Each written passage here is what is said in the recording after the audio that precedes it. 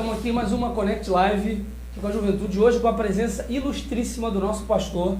Você sabe que o nosso pastor é polêmico, se posiciona.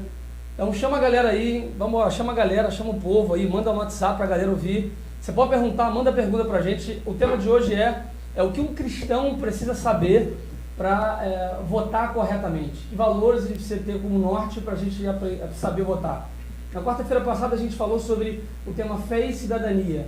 Muita gente fala, fé se mistura com política, cristão pode se posicionar assim ou não. A gente respondeu aqui que sim, nós como cristãos precisamos e devemos nos posicionar, porque a Bíblia diz em Mateus 22, dá a César o que é de César, dá a Deus o que é de Deus. Fala um pouquinho sobre isso, pastor, sobre a importância do cristão. Olá, moçada, olá, povo. Do voto. O que você tem que entender, eu digo várias vezes, já repeti, tem vídeos e tudo. A cidadania do reino celeste não elimina a cidadania terrena. Você tem que entender isso, meu caro. Deus trata o ser humano no Antigo e no Novo Testamento como um ser biológico, psicológico, sociológico e espiritual. Se você tentar destruir um mundo desse que eu acabei de falar, você está destruindo a vida e o propósito de Deus. Não só o texto que foi acabado de citar aqui, dá a Deus o que é de Deus, dá a César o que é de César, fala da cidadania terrena e da cidadania espiritual. O apóstolo Paulo em Romanos 13:7 fala a quem tributo, a quem imposto. Agora eu vou dizer uma coisa aí para casa cair desses pseudos espirituais. Quando Deus levou o povo para viver 70 anos cativo na Babilônia, tem 3 instruções da vida, que não tem nada a ver com o mundo espiritual, e 3 instruções espirituais. Leia Jeremias capítulo 29. Quais são as instruções de Deus? Quando Deus mandou o povo, seu povo, Deus, Jeová. Disse assim, olha, vocês têm que ser produtivos, vocês têm que construir casa, ter patrimônio e gerar filhos, crescer. Instruções humanas, psicológicas, sociológicas, ok? Biológicas. Aí, 3 instruções do mundo espiritual.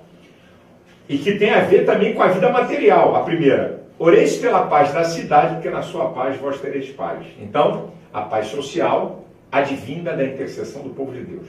Segunda instrução espiritual, cuidado com os falsos profetas. Terceira instrução espiritual, buscar-me-eis e me achareis, quando buscardes de todo o vosso coração. Você vê que Deus dá instrução para a vida prática e instrução para a vida espiritual. Eu gosto de pegar os hipócritas, aí estou te dando material. Quando alguém vem dizendo, pastor, não se meta nisso, vai pregar o evangelho. Primeiro, está me julgando? O que você sabe sobre a minha pregação do evangelho?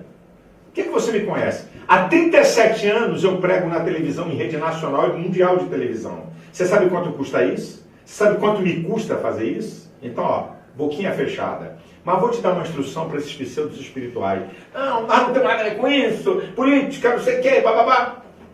Quando o teu patrão não depositar o fundo de garantia e for te mandar embora, não entra na justiça para requerer, não. É cidadania.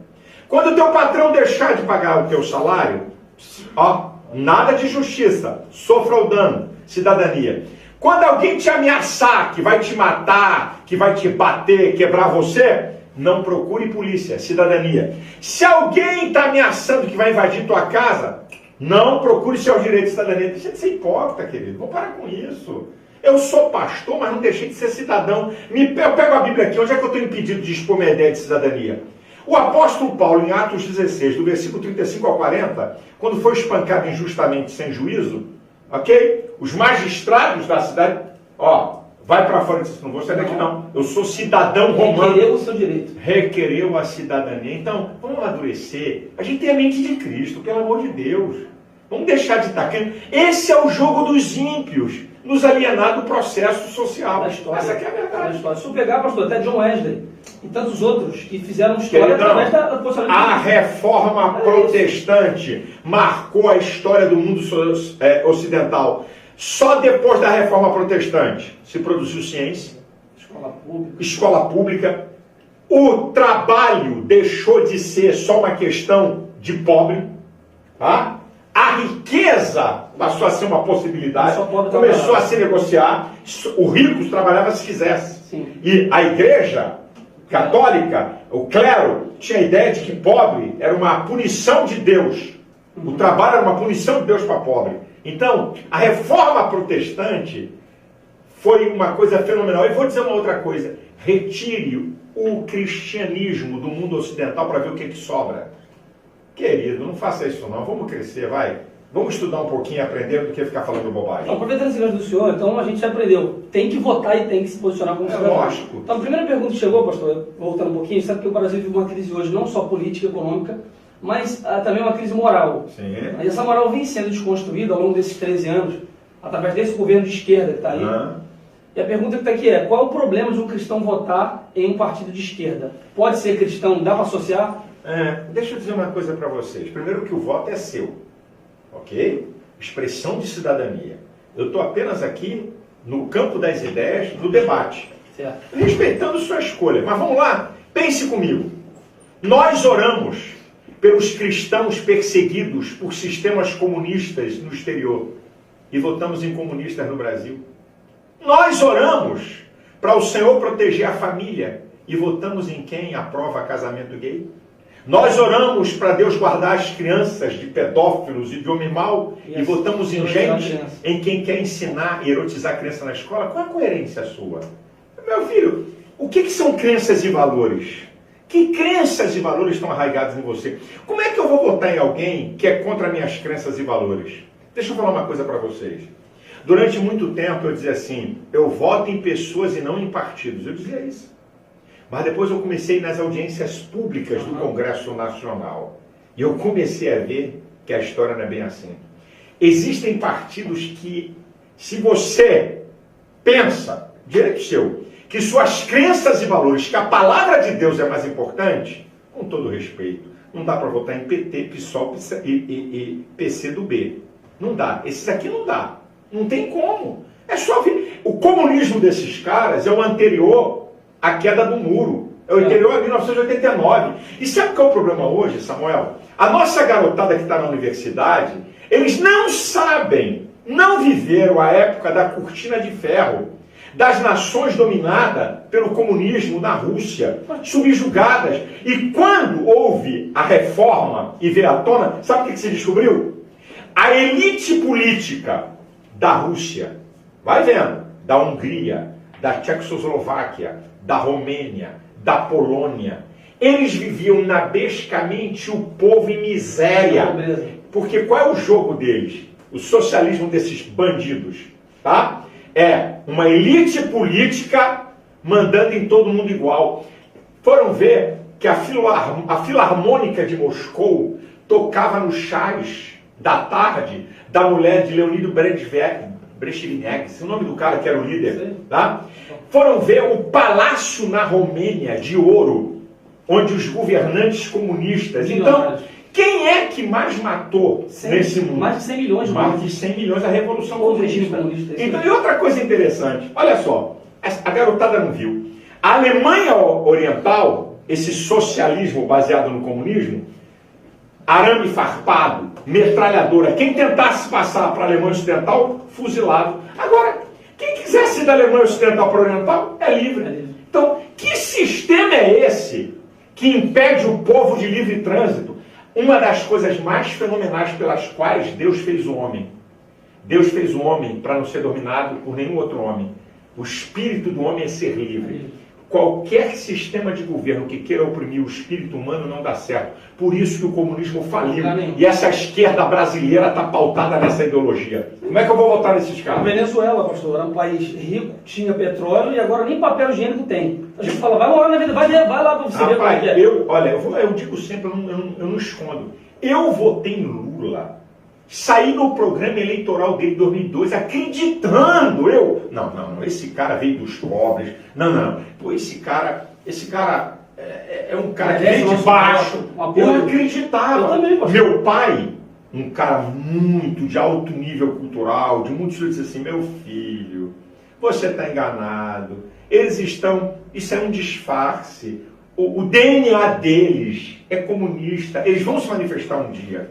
E aí, quando eu comecei a ver nas audiências públicas do Congresso o que eles defendiam, eu falei, não dá, aqui para. Eu pertenci ao Conselho de Desenvolvimento Econômico e Social da Presidência da República no governo Lula. 90 notáveis da sociedade, empresário, eu como representante evangélico, representante da classe trabalhadora, dos industriais, estavam lá. Eu pedi minha demissão, eu falei, não, isso aqui é mentira, ninguém recebia por isso. Era um conselhão do Lula. Aí quando eu vi as mentiras, a dissociação entre o que discursa e a prática, meu irmão, eu tenho pena do povo de Deus. E outra para terminar aqui, para deixar você falar. Não, claro, só pra... Se você vota por causa de Bolsa Família, com todo respeito, você está pior do que Esaú. Você está pior do que Esaú. Você está pior do que Esaú. Mas está muito pior. Quer dizer que você não depende mais de Deus. Dependemos do Bolsa Família, ou da benesse de um governo. Isso é uma vergonha para o povo de Deus. Assim. E, pastor, eu sei, você está falando sobre história, e quantos morreram e tal, mas, assim, praticamente, o que o comunismo, claro, tem como pai Karl Marx, que é um cara que diz que a desigualdade social começa na família, sempre acreditou na família. Então, o que de prático pode acontecer com a nossa família, com os valores da igreja? O que eles pregam? Se um cara desse... Eles entenderam que o último reduto de autoridade é a família. Então vamos destruir isso. A família, certo? Nuclear, o homem, a mulher e sua prole. Vamos destruir esse negócio. Porque se destruir isso, nós formamos uma massa de informes para ser manipulada por uma elite política. Quando eu falava lá atrás, ok? Não muito longe, 2012, esses caras são a favor de pedofilia, esses caras são a favor do sexo livre, isso é um plano. O marxismo cultural entendeu que não adianta mais vencer pelo poder da arma e do tiro, é pela cultura. Vamos destruir a cultura, o modelo judaico-cristão, que está no mundo ocidental, e implantar o modelo marxista. Esse é o jogo. Esse é o jogo. Eles não aceitam Deus, querem banir a religiosidade. São religião. Antes, as nações que eles dominaram fecharam tudo que é igreja. E se tornaram uma religião. Fecharam, mataram o pastor, botaram o pastor em campo de concentração, fizeram o diabo, mataram as pessoas que tinham fé. Sabe? É isso. E a galera às vezes apoia um negócio de comunista de esquerda porque é o politicamente correto, entendeu, pastor? Ah, tá legal, aquele socialismo. Eu tenho pena. É que tá na Bíblia. Era comunista e socialista porque em Atos fala que todo mundo dividia os bens entre todos. Deixa eu falar uma coisa. Essa história de Atos, eu não encontro Jesus mandando fazer. Eles fizeram movidos por uma liberalidade deles. Não foi uma ordem o início de Jesus. E outra, Jesus não fez preferência para o pobre, Jesus fez preferência pelo ser humano. Isso aí é um discurso... Mateus era publicano. Isso é um discurso marxista de esquerdopatas cristãos que querem dar uma roupagem no cristianismo. É o evangelho progressista, a palavra hoje é essa. Então tem muito cristão que se diz... Evangelho progressista é uma banana para eles. Uma segunda, sobre bancada evangélica. Para que ter representante cristão no Congresso? Para quê? Você acha que é para legislar para evangélico? Não. Eu tenho um pensamento... O que é importante ter a bancada evangélica? Eu tenho um pensamento... Como é que o porquê tem o parlamento? O parlamento é feito pelos diferentes grupos sociais que vão fazer as leis que vão nortear a sociedade. Então o parlamento é representado pelos diferentes grupos e segmentos sociais. Eu pertenço ao segmento evangélico. Para mim esse é o mais importante. Mas tem um irmão que é do segmento evangélico, mas também é operário, então ele tem um outro segmento. O outro é médico, tem um outro segmento.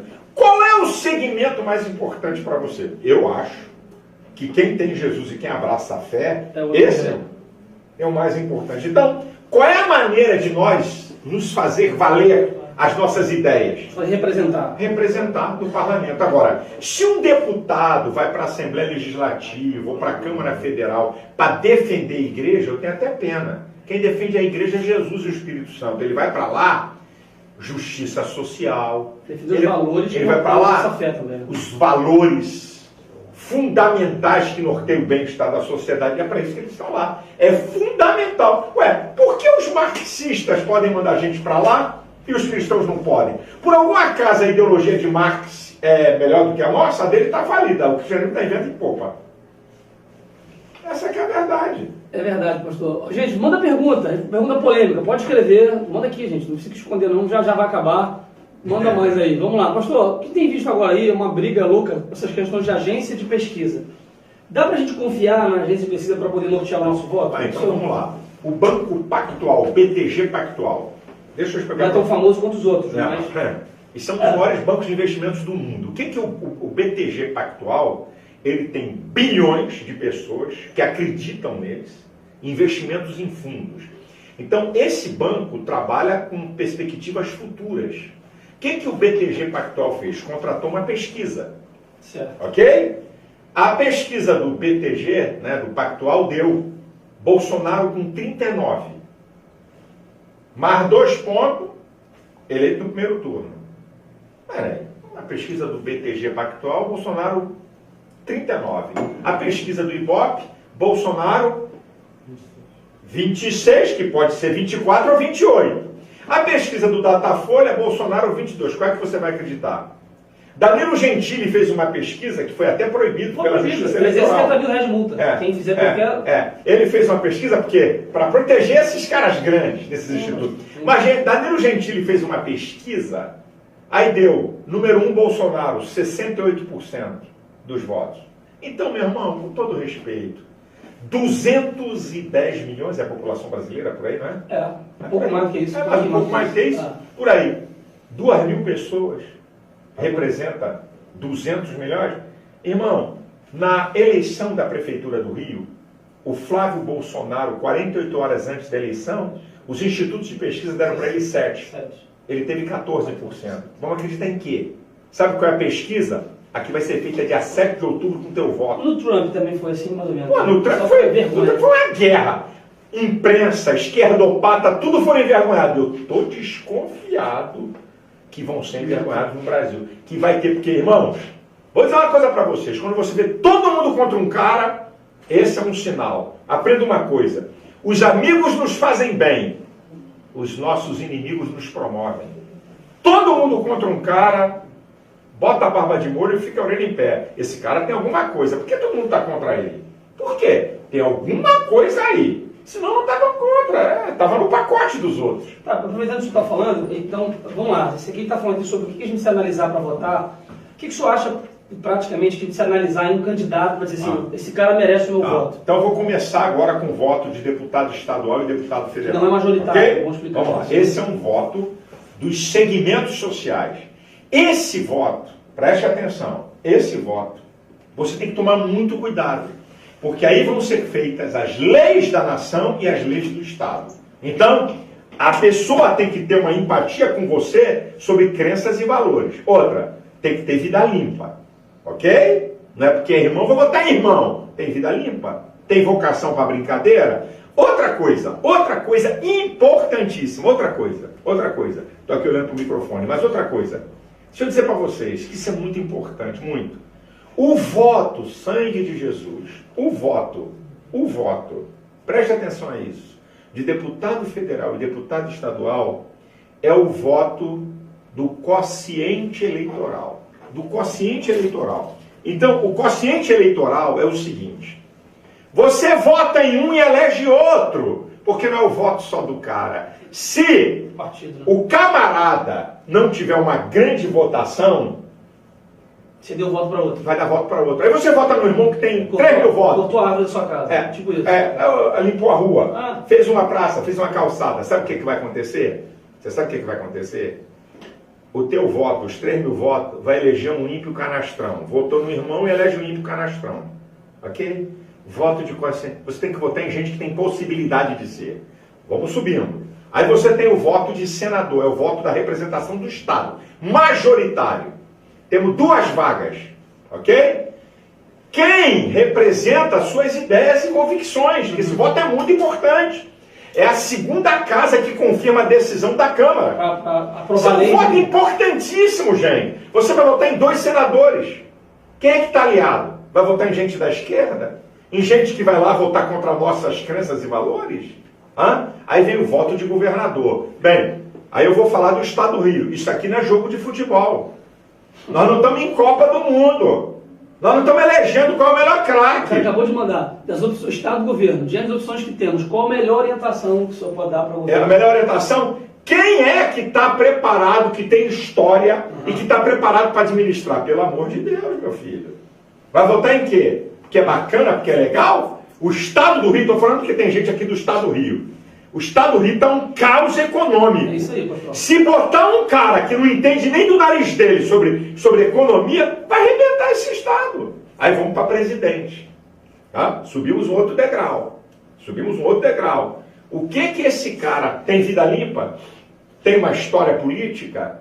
Mas pastor, mas o candidato, ele não entende muito de saúde, ele não entende muito de meio ambiente, ele não entende muito de economia. E quem te falou que presidente tem que entender muito de tudo? Ele tem que ter uma assessoria de alta competência nos pontos chaves.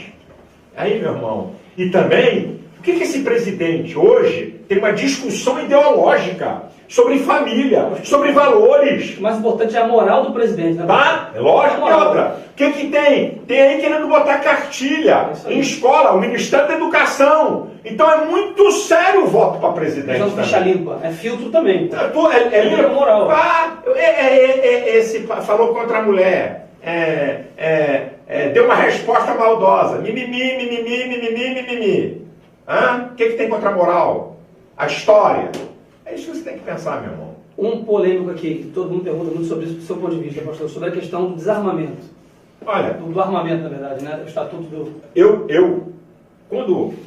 Quando começou essa história, né, de desarmamento, aí o candidato que fala que é a favor de armar a população, aí eu peguei na minha rede social e falei, olha, eu não sou a favor de armar a população. Eu não sou a favor.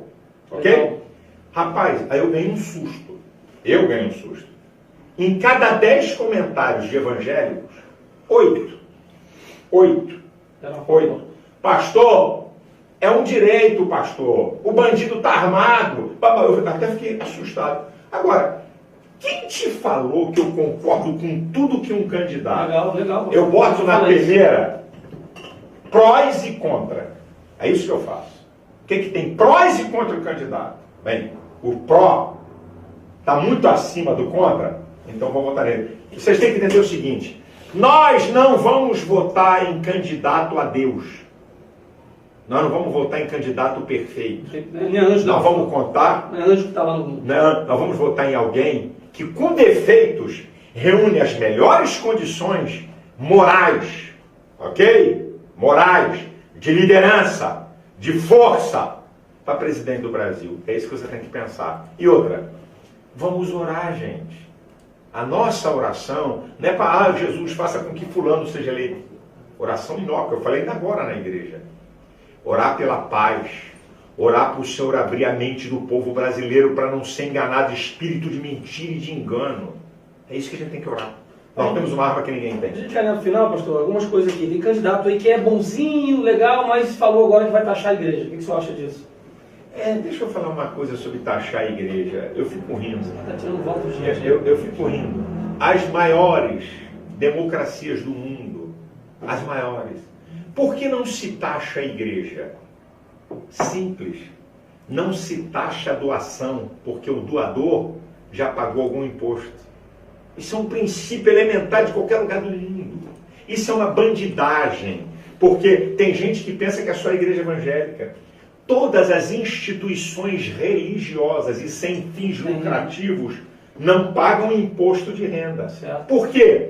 Porque os governos entendem que essas instituições atuam em áreas que o governo não prestam um serviço. E também entendem que a doação não pode ser tributável em lugar nenhum do mundo. Agora eu vou te falar de algumas nações. Na Alemanha, além das instituições não pagarem imposto, há um campo quando o cara vai pagar um imposto, se ele quer mandar uma parte do imposto para qual instituição religiosa? Legal. Na Alemanha. Na Inglaterra, cada libra que uma pessoa declara, tá? Lá, o seu CPF, como a gente fala no Brasil, e tudo escrito e declara o valor, para cada libra que uma pessoa doa para uma entidade religiosa ou filantrópica, o governo dá 1/4 para aquela instituição. Então, se uma igreja ou uma instituição recebe 1 milhão de libras declarado pelas pessoas que dão, a instituição recebe do governo 250 mil libras. Nos Estados Unidos, além de tudo isso, de imunidade tributária, parte do imposto de renda, de contribuições para instituições, podem ser deduzidos. Então, isso é uma falácia da esquerda, que alguns bobalhões aí, que estão por fora, que as nações mais avançadas do mundo e as nações democráticas não tributam doações. Isso é elementar, é simples, é doação. Como é que vai tributar a doação? A pessoa já pagou o seu imposto. Bitributação, já não chega as que estão aí? Não dá. Outro mandou aqui, pastor, gosto muito do candidato, mas ele tem as melhores propostas, mas ele é a favor do aborto. Então ele não tem as melhores propostas. Você vai votar em assassino? Aborto é matar uma vida. O que é o aborto? É o massacre dos poderosos sobre os indefesos, que vivos já estavam, esperando a hora certa de nascer. Sabe qual é a diferença do óvulo fecundado para você que mandou a pergunta e para você que está me assistindo? O tempo e a nutrição. Essa é a única diferença. Nenhum corpo vivo pode se tornar pessoa, a não ser que já seja em essência. Ser e humanidade são intrínsecos. Nenhum ser humano é mais humano do que o outro. Pelo amor de Deus, o cara é bom, mas apoia aborto? Ele não é bom, é um assassino. Outro tema, pastor, adoção de criança por casais homossexuais. Tem essa briga aí. Tem meu filho, eu acredito, Joey, acredito na família, nos moldes de Deus, ok? Vamos ver o resultado. Eu aprendi na universidade, a criança faz diferenciação entre ela e a mãe e o mundo a partir da figura paterna. Deus criou tudo perfeito, ok? Vamos ver os resultados daqui a 20, 30 anos. Já tem pesquisa mostrando resultados desastrosos para gente criada por casal gay. Já tem uma lá de Dallas, da universidade no Texas, que é um arrasa-quarteirão para o movimento gay. Tentaram questionar, se levantou a auditoria e o que o cara fez estava certo. É a mais profunda pesquisa sobre filhos de casais gays. Vai lá ver os índices, para você ver a brincadeira que é. Então, meu amigo, criança, ser humano é para ser criado por um homem e uma mulher, ok? Na ausência de um pai e de uma mãe, tá? Tem um tio, tem uma tia, tem um avô, tem a avó, dependendo do sexo, é masculino ou feminino que está fazendo a falta. Papo furado. Para a gente fechar, pastor, para o final, eu só dar as considerações finais, tem mais perguntas aí, mas vamos lá. Uma delas é, que eu sempre falo, essa dívida gigantesca que foi deixada pelo governo nesses últimos 13 anos. Ainda tem gente que, apesar disso tudo, olha como está no Brasil, como está hoje, tudo arrebentado, ainda tem gente que insiste em votar em candidato, né, desse partido que acabou com o nosso Brasil. Deixa eu falar uma coisa, eu vou dar nome porque esse aqui eu posso dar porque é verdade. Quando Lula assumiu a presidência em 2002, o Brasil devia 600 bilhões. Quando Lula deixou a presidência, 3 trilhões e 300 bilhões. Dilma entrou e aumentou para 3 trilhões e 900 bilhões. Ano que vem, o serviço da dívida de 350 bilhões vai vencer. Fundos, pequenos investidores. Irmão, pelo amor de Deus, não faça isso não. Quem são os responsáveis pela maior roubalheira da história do país? Se um cara de dentro da cadeia comanda um partido, imagine quando ele era presidente. Acorda, povo brasileiro. Pense, povo de Deus. Nós não podemos abrir mão. Essa é uma eleição. Ou nós vamos contribuir para o Brasil virar uma Venezuela, uma Cuba da vida, ou vamos contribuir para o Brasil ser resgatado dessa miséria, dessa desgraça de governo de esquerda. Que Deus abençoe o Brasil. Amém. Deus abençoe sua vida. Deus abençoe sua família. E que você abra a sua mente para entender essas coisas. Deus te abençoe. Amém, gente. Valeu, obrigado aí todo mundo que participou. Segue a gente na rede social lá, @conexo.advec. A rede do pastor também está aí. Semana que vem tem mais. Vamos colocar o tempo para você, que é jovem, ficar ligado nas nossas redes sociais e entender um pouquinho de como é importante você, como jovem, participar ativamente como um cidadão, não só celestial, mas também cidadão terreno. Pastor, ora por nós aí pelo Brasil, por favor. Vamos embora, vamos orar. Estou gostando do microfone do Jô Soares. Ô, gente, só um minutinho, só para acabar aqui antes. Amanhã o pastorzão faz 60 anos, né, pastor? Mesmo que você não acredite. Então, ora pelo pastor. Não tomo formal não, viu, gente? Não pinto o cabelo, não fiz nenhuma plástica. Gostaria de informar isso. A única coisa que eu fiz, tinha um buraco aqui, eu fiz um implante, só para te governar. Obrigado. Graças a Deus, Jesus é bom, apesar de ser eu, Jesus é bom.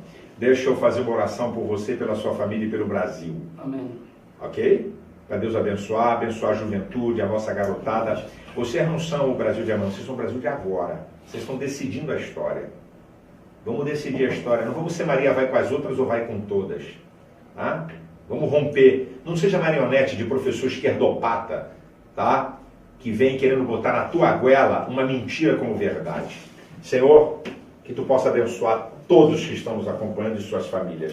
Abençoe a juventude brasileira, abençoe a juventude da igreja, moços cheios do teu espírito para fazer a diferença. Deus abençoe a tua casa, Deus abençoe a tua família, a tua vida. Deus abençoe o Brasil. Venha dias melhores, dias de paz. E Deus abra a mente do povo brasileiro. Grande abraço, obrigado, um prazer. Amém. Valeu. Compartilha lá, compartilha.